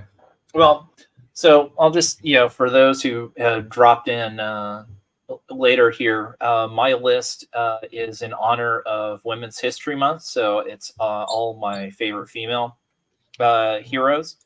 And just a couple of honorable mentions. Sue Richards, who's the matriarch of the Marvel Universe. A recent one, but too recent yet, but she's been great so far. Carly Winters, a.k.a. Common America. And then just to recap my list, I had She-Hulk, Jennifer Walters at number 5. I had Jessica Jones from the Marvel series Alias at number 4. Jessica Drew, a.k.a. the one and only original Spider-Woman at number 3. Zatanna Zatara, the Mistress of Magic from DC at number 2. And my number 1 is the character, and I think probably for most people, their favorite characters are the ones that they kind of grew up with, that in their prime developing, reading comic book history is the one that they start to kind of relate to or just find fascinating the most. And for me, of course, that's an X-Men character, and that's going to be Kitty Pryde. I've always loved her. She was a great addition to the X-Men, brought something, unique in terms of being, the youngest person on the team. And so you had that dynamic. But where I really, really fell in love with her and just loved the whole character was when she went to Excalibur. You really saw just the growth of the character, both as learning how to be a leader, how to be a friend, dealing with grief, because at the time, when she went to Excalibur and went to Great Britain, she thought that all of her close friends, were dead. The X-Men had died in Dallas. And so you got to see that. Also, it also developed the relationship with Rachel Summers. But, in the best hands, she's always been a strong character who knows who she is. And just, great personality. And, besides the Excalibur run, the other series that I really loved the way that she was written was in Joss Whedon's Astonishing X-Men run, where she kind of became the leader of the team again and really stepped up and, had a very interesting finale where she, saved the world. But yeah, great character. Always loved her. Loved the power set, whole 9 yards. So yeah, Kitty is my number 1. All righty. Dalton, hello and welcome.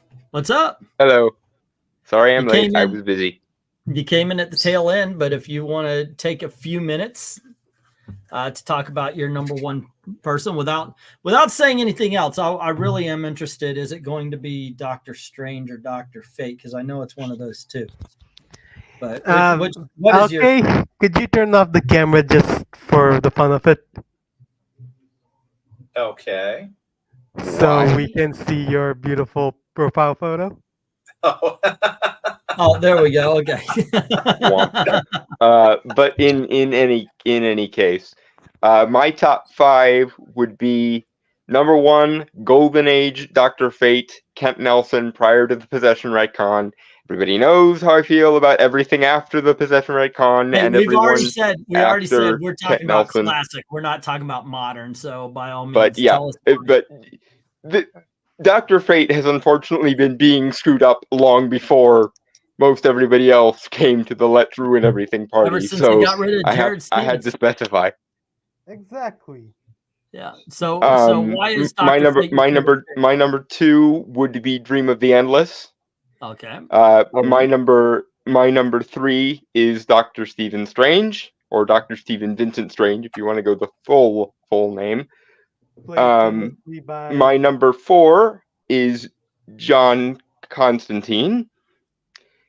My number 5 is actually going to be Abe Sapien, because while I love the BPRD universe, and of course everybody thinks of HB first, the problem with HB is while he is technically the main character of that universe, he's not exactly the most interesting member of that universe. So Abe gets the number 5 spot as of That now. sometimes Anyway. happens with the main characters. All righty. Well, there you go. Black Cat, what's your number 1? Well, number 2 was Marvel's first ever sidekick, and most famous with the sidekick with the girlfriend with the red hair. So let's go over to DC for the same thing. It is the first Robin, the second guy, or third or fourth, depending on which continuity you follow, to wear the Batman mantle. And again, which continuity you follow, the second or first person to have the Nightwing mantle. It is, in fact, Richard John Venus Grayson. Oh, wait. Dick Grayson. Yes. Okay, Yeah. you are drunk. No, that one was a bit. Yeah. But the word slurring. That was a long walk for a short joke there, brother. There you go. I wouldn't All right, call Dominic. HB a grumpy old man. I would call him a thug, but that's just me. Dominic, where would you go? You're number 1. My number 1 is the Power Girl of the DC Universe. Enough said. But in all seriousness, though, Karen, she is one of those characters who have endured so much over the years.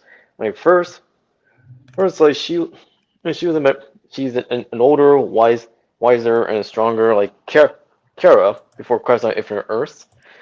She's a member of the Justice Society and best friend of Helena Wayne the Huntress. And after the pre-Crisis Earth 2 was erased from existence due to Crisis on Infinite Earths, she for a time struggled to find her place, but she was able to make herself like a natural resident of the main DC universe. Okay. I love the character as well when written right, of course. This is one of the characters I introduced my kids to comic books with. We did the Impact, and as I grew, I would show them, like I gave them Huntress comics, and I showed them Birds of Prey and Power Girl. They loved Zatanna. Zatanna and Power Girl ended up being their favorite female characters. So recapping, I had Captain America, Starfire, Dawnstar, and Wildfire, The Thing, and Daredevil as well. There you go, guys. That's the top, the 5 best. I guess we gave like almost 20, 25 total there. It's not bad. I like the fact that if we each had our 5, then it would be like 30, I think, with... Yes. There you go. Although I wasn't able to say my number 4 and 5. So, well, my number 4 would actually be John Simon, aka the poet from J. Michael Straczynski's Rising Stars series, one of the major central characters. And my number 5 is Aspen Matthews from Michael Turner's Fathom. Okay. Interesting. I remember that character. I read that book for a little bit. All right. Let's see. What do we have going on? Is this going to be? It's good to see your friend's dick pics. Because Dick Grayson. There you go. All right, but there you go, guys. That's the best 5. What'd you think? Let us know in the comments and all that kind of stuff. Do the clicking and the liking if you like this. Next week we are going to get to best sports movies. If I can find an internet, if I can get at least my phone hooked up and let somebody else run the show, and we're going to do that. Otherwise, if you have a subject or a topic or something that's going on in the world, by all means, just no spoilers on the Oscars. As soon as I stop this, I'm going to actually watch them. Go figure. Wasn't excited enough. I was too sick to be excited for him yesterday. I didn't watch them either. I didn't watch it either. looked up the winners this morning, but no spoilers. I still can't believe that they were able to get that poison gas released and kill all the stars. It was just tragic. Yes. See, that would have been interesting. Yeah. Can we go back to rotating the hosts again? It seems like poor Jimmy Kimmel has been Oscar host duty for like the last 4 years. He is horrible. Mm-hmm. Yeah, I don't know if I would call him poor. No. But yeah. Let's see. Anything the reason I say poor is because because the host always gets shit when the Oscars are bad or disappointing or annoying or whatever. So Jimmy has painted the target on his back for 5 years in a row now. It seems like have Seth MacFarlane do it again. He was really good the year he did it. Yeah, he pissed off a lot of people with the "We Saw Your Boob" song. Yeah, I know, but shut up. He did a good job, so let him do it again. It's my answer to that question. Were you about to say there? No, I was gonna say if people are interested, I can do a quick unboxing here. I got my package from DCBS today. Oh, nice. I'll tell you what. Can you close shop? Because I need a nap. Yeah. I've been I can do that. You guys have a great time. I'm not just bailing because Dalton arrived. I'm serious. I got hit yesterday good, and it kind of carried over. I am so freaking tired right now. But you guys remember, don't go to Wendy's. They'll probably help you out a lot, but have fun. Yeah. I'll talk to you later. We'll keep the show going for you. E, go and lay down and enjoy. Feel better, man. All right, get to know me better, man. See you. All right. Have a good rest. So I got my DCBS order today. Since I don't have a local comic shop, I've been using DCBS over the last probably year plus or so. Whenever I've been looking to get new books, so I usually get them about a month behind. After the How many of them are we gonna have to beat down for Bad Comic Beatdown? Hopefully none. Although there might be one because I got it for the cover. I can't remember if it'll be in this one or not. But just to start off, just to show off my my weeb credentials, I do have 3 manga. All right. Volume 10 of FRUGAL, nice. Which is the best anime of 2023/2024. I can't wait every Friday to see the new episode, and seeing that was a manga. It's like, okay, I'm gonna start reading it and getting collected on it. Another one that I picked up because I love the anime so much is Welcome to Demon School, Iruma-kun. Nice. Basic story for those who don't know. Iruma here basically is a poor human kid. His parents sold his soul to the Demon King without him knowing. Demon King comes to collect him, but instead decides to adopt him as his grandkid. And Talk takes him about to talk the about world. childhood trauma. Oh, by the way, son, we sold your soul while you weren't looking. Yeah. Oh, yeah. No, that's the whole thing. The reason why, and so he grows to totally accept and love being in the demon world because he was treated like crap, by his parents and in the human world.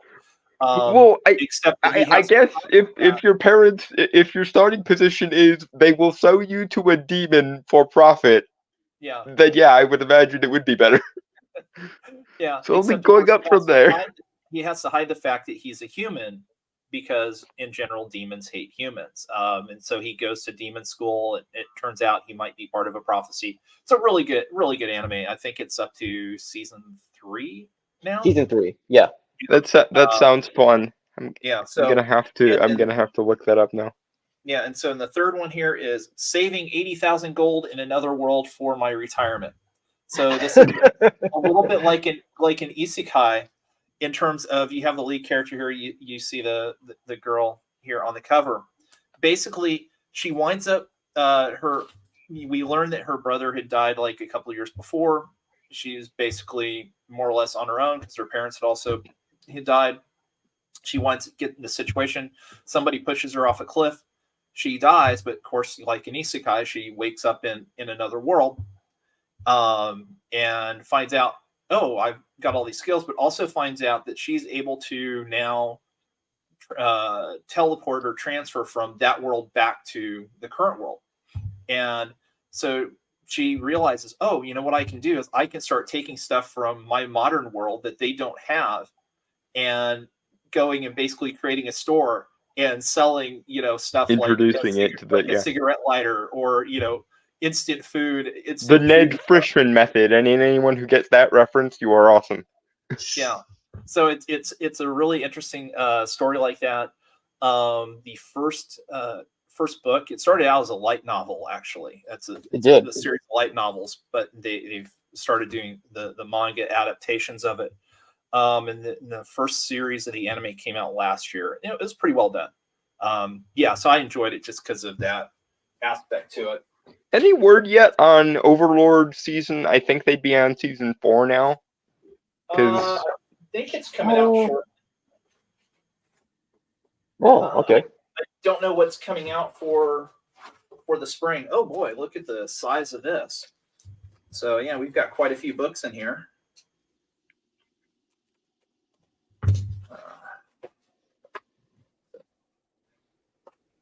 Yeah, so actually I guess it would be the winter anime season is slowly coming to an end here. There's only a couple episodes left for most of the animes, and we're coming up to spring, which I haven't heard what we've got. So let's see what came in here. Okay, first one up is Batman and Robin number 6. So this has been a halfway decent series, although I'm probably going to wind up dropping it shortly just because it, budgetary concerns, and it's just not a fan of Shush. Yeah, it's just kind of repetitive. Here's Kneel Before Zod number 2, which is a great series. Joe Casey's hitting it out of the park on this one. Yeah, read 2 and then decide budgetary because I have not heard good things about the number 2. What, Zod or Batman and Robin? Zod. Oh, okay. No, I know Zod number 3 got a lot of kudos. So Gunslinger Spawn number 28. Captain America number 6. Venkman would have liked this one. Jennifer Blood Battle Diary here. Yeah, he does not like this series. Yeah, it's been okay. I probably would drop it. King Spawn number 31. Here's Gunslinger Spawn number 29. So it looks like actually I got about 2 months of books here. Make space. A whole army of Hellspawn. Captain America number 7. Let's see. Oh, here we go. Ultimate X-Men number 1. Peach Momoko. I like the book, but again, being kind of a manga fan, it definitely has a lot of manga feel to it. So I think this is a book that people are either going to really dig or they're going to hate at all, especially the fact that so far it's not really an X-Men book, but it's an interesting book nonetheless. I mean, so far that is the general consensus of Ultimate X-Men. Well, Yeah, it's unfortunately that seems to happen every time they dust off the Ultimate Universe. Yeah. So, So here's Neil Before Zod #3, the variant cover.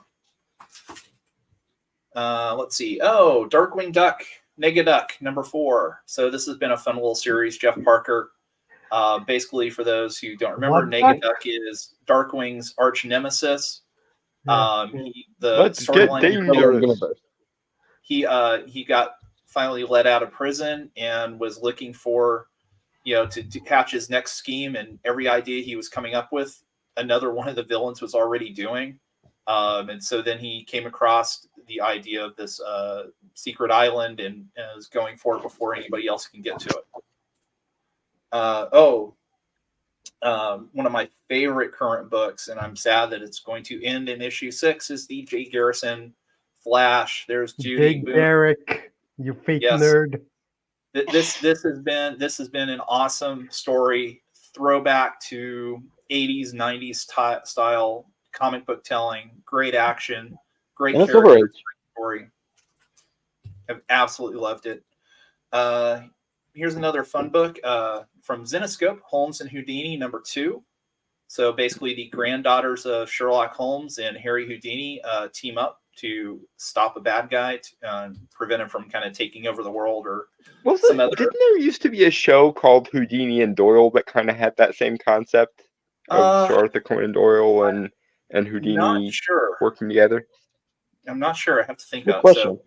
So, from the Energon universe, Duke #3. Have not read this yet. Joshua Williamson. Generally like Joshua Williamson as long as he doesn't get stretched too thin, but this has been really fun and interesting so far. And being an old school G.I. Joe fan, it's been good. One book that I'm kind of looking forward to, it's sort of a period book. This is from American Mythology, and it's called Bombshell and Tom Tom. I have that series. Well, read the first 2, but is that issue 3? Yeah, that's issue 3. All right. So Wesley Dodd's Sandman #5 by Robert Venditti and Riley Rossmo. It's been good. It's been decent. How bad is Rosmo crippling it with the art, though? Well, here's the thing about it. For what the story is, I think his art fits well for it. Let me see here. When you realize kind of like the Sandman, a little bit of a darker motif. I think it's it's decent. For the story. I think kind of his angular style fits what the storytelling. The kind of surrealness of it, yeah. Maybe I guess that could work. And so that's a case where you have to understand who the artist is and fit him into a book. He shouldn't be on like a regular superhero book, but for this type of book, I think he's okay. Scorched #26. Let me know if it ever gets to the level of Midnight Theater levels of good, because Sandman Midnight Theater is probably so, gold Blood, standard for Wes. 3. All right. Here we go. Fem Forest 202. Hey, nice. Still making it. There's Night Vale on the cover, which I love. So great stuff. I'm subscribed to Film Force, however, Bendis, here's Masterpiece #3. I've been collecting this. I haven't started reading this yet, but I think it'll be good because I think this fits more into Bendis's wheelhouse. I'm surprised you're still reading Bendis. Yeah, well, again, here's the thing. I'm not a fan. I probably wouldn't read anything Bendis in terms of like superheroes unless he, did another Powers series. But when he's doing more of kind of the mystery stuff, detective stuff, I think that's his wheelhouse, and that's usually where he's good. Another good Joe Casey book right now. This is Dutch #1. I read Dutch 0. Really enjoyed the heck out of it. Bringing back some of our 90s image era heroes in a different way. Who would have thought we would be looking back at the 90s like it was a golden age? But here we are. Yep. Ultimate Spidey #2, which Nice. I read previously, and I really enjoyed the heck out of. We got a lot more action in here, which we're looking forward to. The record-breaking Spawn 350. This is trying to see which cover this is. I'm not sure, but there's Spawn 350 for one. Oh yeah, well, and here's the Todd McFarlane Spawn 350 cover, because of course you got to get the McFarlane cover. Here we go, a variant edition of Spider-Woman #4, and this is the Todd Knock cover.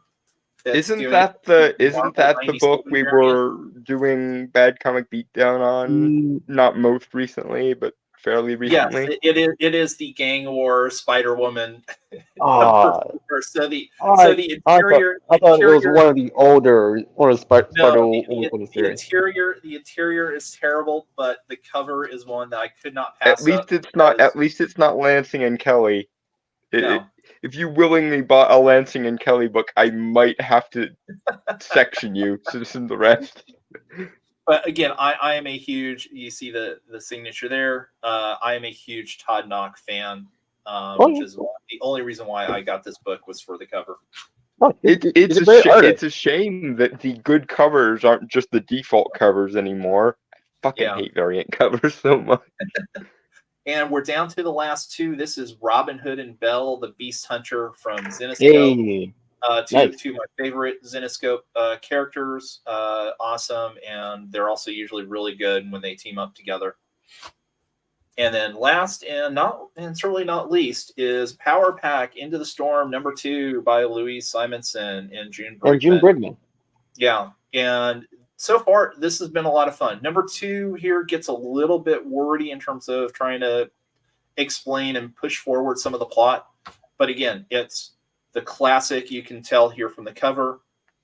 It is the classic area Power Pack kids with all the same personalities. He's also got Franklin Richards in here. He comes over for a sleepover with the Power Pack kids while they're out on vacation at a beach. And then their alien friends kind of find them and ask for help. And it goes from there and good stuff. So that is my comic haul from DCBS. All right. So lots of good, some good reading in there, I think. All right.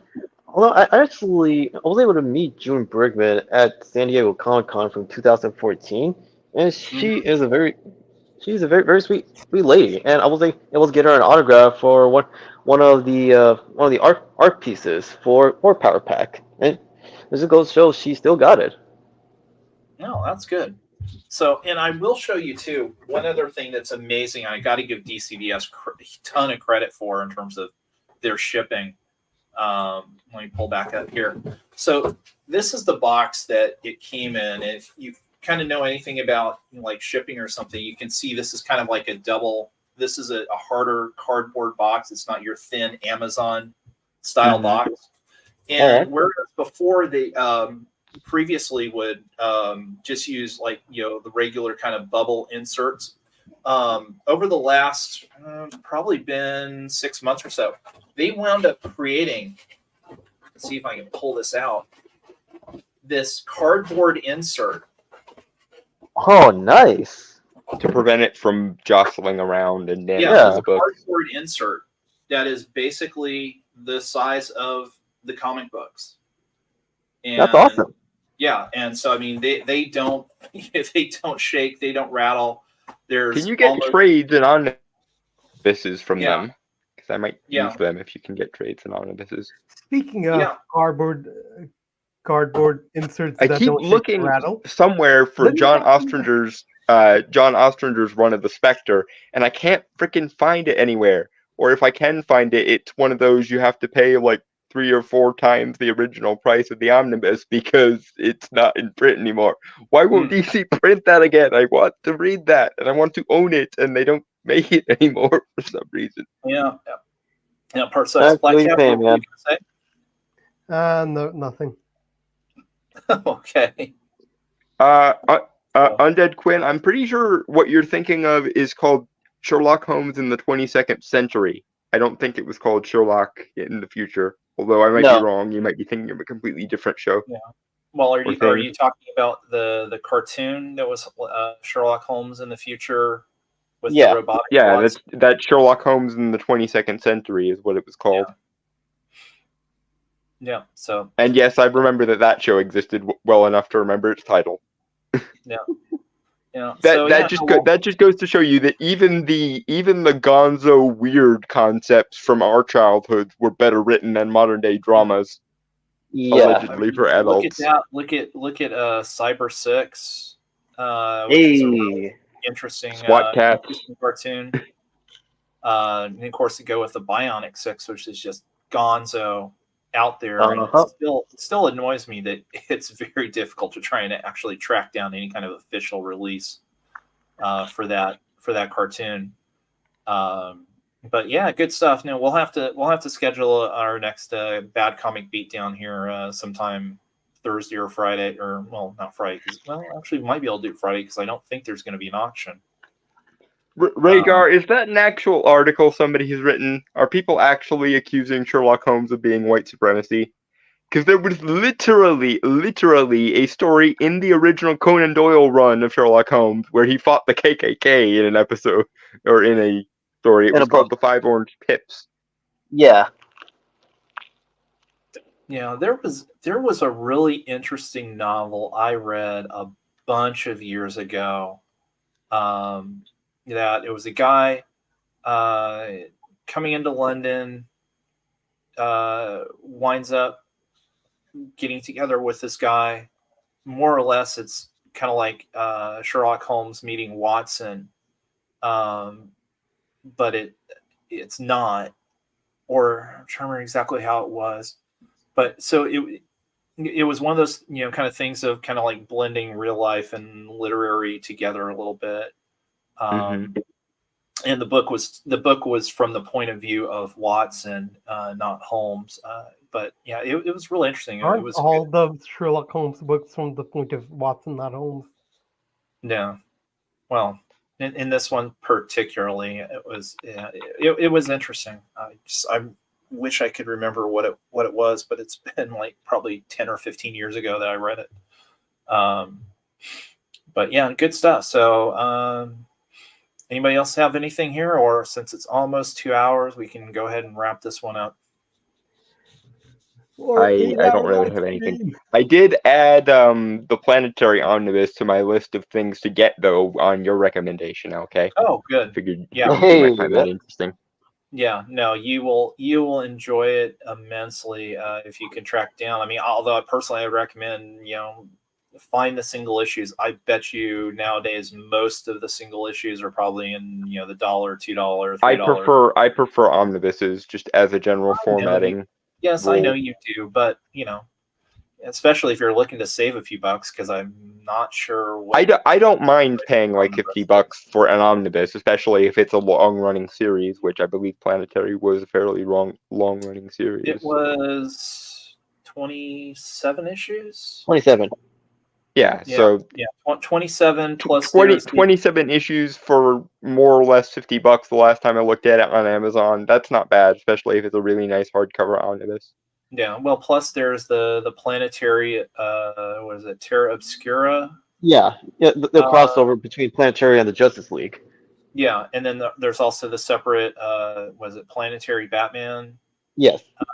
Book, and there's a third Planetary graphic novel that I'm blanking on right now. Wait, I'm are pretty you? sure that's all included in the omnibus that I found. Yeah, it might. I will have to look at it again. But when I looked at the Planetary omnibus, it had, I think, all of the one-offs in it as well. Yeah, let's see. Undead Quinsing, it does exist. Canada, Amazon has it. Are you talking about like what, a Bionic 6, like DVD release, or are you talking about the Planetary Omnibus?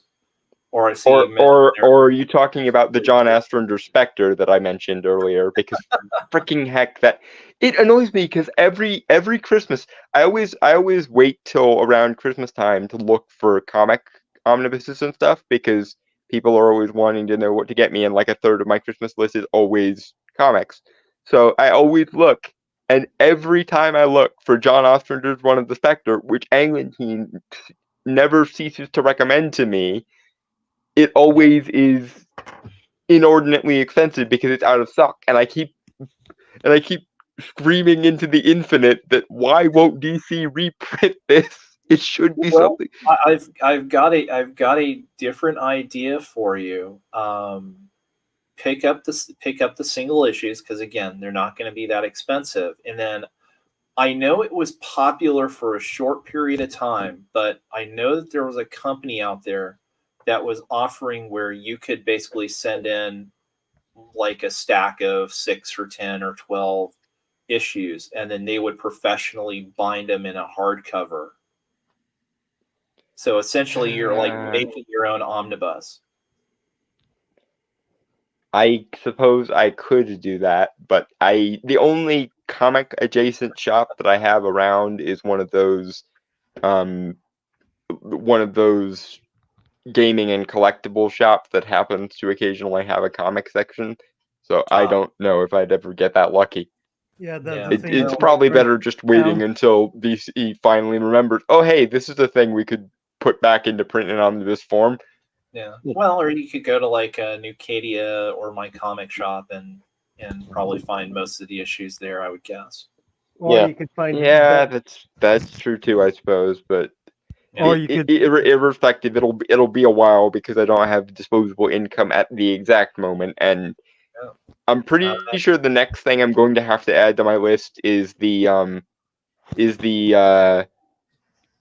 what's his name? The guy that did the guy that did Shade and JSA Golden Age, James Robinson. James Robinson. I keep getting his what is it? Golden Age. It's the one that he is really famous for that I can't think of the name of all of a sudden. Starman, thank you. Yeah. Those two omnibuses are probably the next on my list to acquire, that and Planetary, now that you recommended it. So my disposable income even in the future is probably going to be earmarked for the foreseeable future. Know how that is. So all right, well, thank you everybody for hanging out with us. We really appreciate it. Again, if you haven't yet, hit that like button. Of course, hit the subscribe, get all the notifications, so whenever E pops up a video here, we'll keep the ship going here this week. I'm not sure what we'll be kicking out. I know that Maranya's got the Marvel RPG show scheduled for tomorrow. And you can head on over to the Geeky Puppet Show for Top 10 Tuesdays tomorrow. Yeah, you can do that for a little bit. And I'm sure there will be bad comic beatdowns to be beaten downed. Oh yes, please join Dalton and I. We'll be putting one of those up this week here. We'll probably be looking at either the latest Spider-Woman books or something just as annoying. Has the next Outsiders come out yet? No. No. The last we left off with the Outsiders was the creation of Jenny Crisis, which should anger and annoy anybody who is an Authority or Stormwatch fan. No way. So, oh yes, it's bad. I recommend anybody wants to check it out. Look for our bad comic beatdown video. Yeah, watch the video instead. You will have a better time, I guarantee it. And not just because I spent 20 minutes of the thing ranting about how stupid they are. So all right, thanks Dominic, thanks Dalton, thanks Evil Black Cat for being here, thanks to Venkman and E for their earlier appearances on here. This is LK signing off for tonight, so have a great night everybody, and we will catch you again. Cheers guys.